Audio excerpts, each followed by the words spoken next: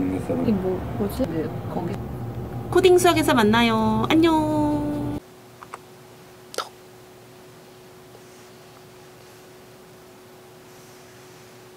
왠지 났어요.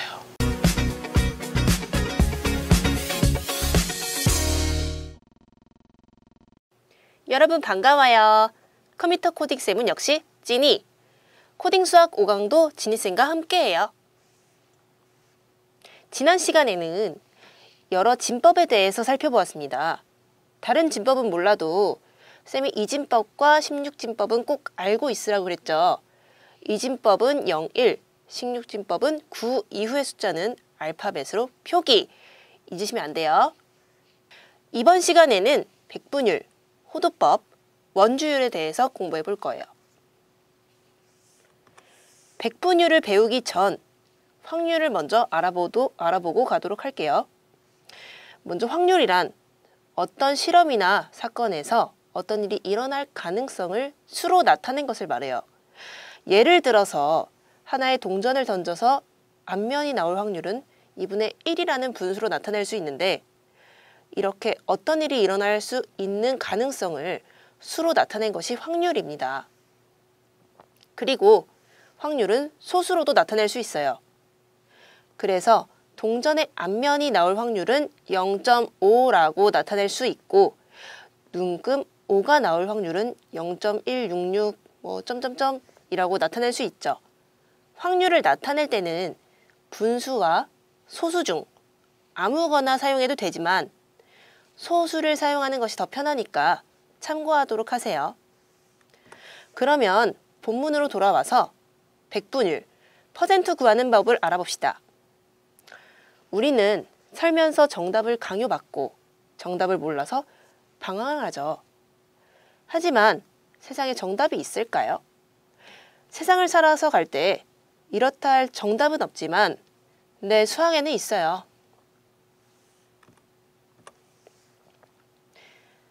그런데 통계를 처음 접할 때 퍼센트가 조금 헷갈릴 수가 있거든요. 그럼 퍼센트에 대해서 알아봐요. 일단 예를 들어서 동전을 던졌을 때 앞면이 나올 확률은 대부분 사람들이 50%로 말할 거예요.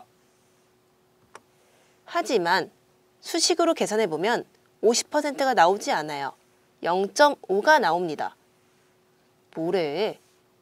라고 생각할 수 있겠지만 두 개는 같은 상황이므로 0.5와 50%는 같은 값이죠. 그런데 값이 다르게 나온 이유는 바로 단위가 다르기 때문인데, 0.5는 확률 값으로 나타낸 숫자고 50%는 백분율로 나타낸 숫자입니다. 백분율은 전체를 100으로 놓고 헤아린 수라는 뜻인데, 전체를 숫자 100으로 놓고 그중 해당하는 수가 몇이나 되는지를 나타내는 숫자입니다. 그리고 이 백분율을 나타내는 기호가 퍼센트입니다. 그래서 0.5는 50%다 라고 할 수 있는데, 양변에 2를 곱하면 1대 100이 되죠. 이 등호에서 보면 알 수 있듯이 확률값을 퍼센트로 나타내기 위해서는 확률값에 곱하기 100을 하면 된답니다. 이렇게 확률값에 곱하기 100을 하면 확률값이 백분율이 되면서 뒤에 기호 퍼센트가 붙어요. 우리는 보통 온전한 능력을 다 발휘했을 때 100%의 힘을 발휘했다고 합니다. 그런데 수학에서 온전한 능력을 다 발휘한 숫자는 바로 1이에요. 그래서 5 곱하기 1은 5로 5라는 숫자에 1을 곱하면 5라는 숫자가 자신의 온전한 능력 그대로 나오는 것을 알 수 있죠. 그래서 1은 100이라고 생각하시면 됩니다. 그래도 만약에 이해가 안 될 수 있기에 예를 하나 들어볼게요. 우리는 보통 길이를 잴 때 미터나 센치 같은 단위를 사용합니다. 그런데 1미터는 100cm 같다는 걸 알고 있죠.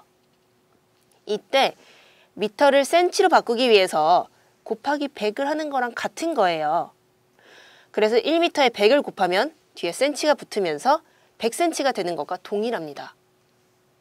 이해가 되셨죠? 넘어갈게요. 호도법인데요. 이 호도법은 19세기 후반에 수학자 토마스 뮤어와 물리학자 제임스 T. 톰슨에 대해서 의해 소개되었습니다. 1호도는 57도보다 조금 더 큰 값이며 60분법처럼 인위적으로 원의 둘레를 360개의 똑같은 부분들로 나누기보다는 반지름이 길이와 같은 단위로 나눔으로써 훨씬 자연스럽기 때문에 상용화되었습니다.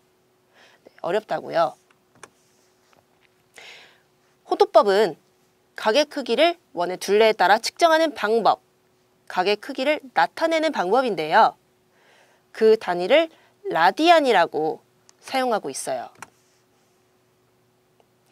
1라디안은 반지름의 길이와 호의 길이가 같은 부채꼴의 끼인 각을 말합니다. 그 끼인 각 크기를 말하는 거예요. 일정한 각의 크기 파이분의 180을 1라디안이라고 합니다. 이게 어디서 많이 사용되냐면 삼각비, 미적분 들어보셨나요? 그런 곳에서 많이 사용돼요. 오른쪽 그림을 참고해서 계산해 보겠습니다. 반지름의 길이가 r인 원 O에서 길이가 r인 호의 중심값의 크기를 a라고 한다면 호의 길이는 중심값의 크기에 비례하므로 다음과 같이 성립하는 거예요. 따라서 중심각의 크기 a는 원의 반지름의 길이에 관계없이 일정하다는 결과를 얻게 됐어요. 지금 이해가 가지 않으시다면 게시판에 한번 올려주시고 답변을 받으시거나 아니면 추가적으로 자료를 올릴 수 있으면 올려드릴게요. 원주율에서는 원주율의 정의 구성 요소, 구하는 공식, 원과 지름의 관계에 대해서 알아봅니다.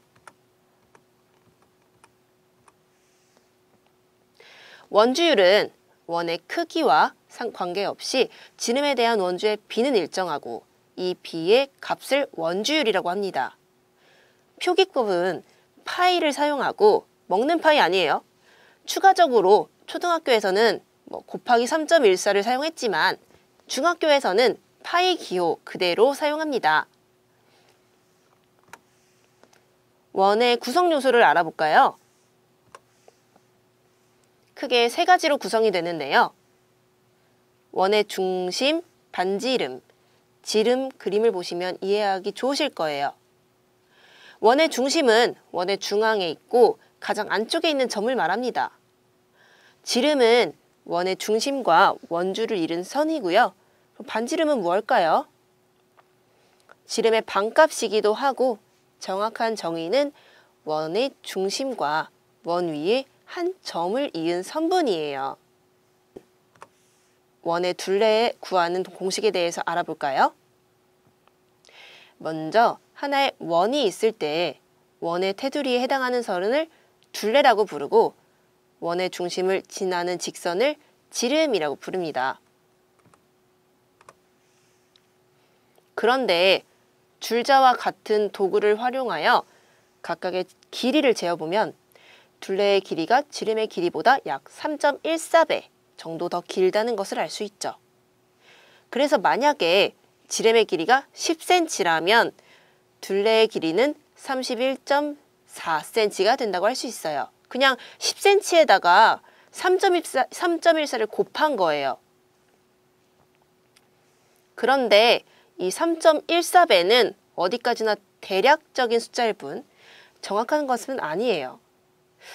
옛날에 오랜 세월을 걸쳐서 많은 수학자들이 정확한 값을 연구하였는데 그래서 보다 정확한 값을 찾게 됐어요. 그런데 가장 정확한 숫자는 그 길이가 너무 길어서 사용하기가 힘든 문제점이 발생되었어요. 소수점이 끝없이 나열되는 무한소수인 거죠.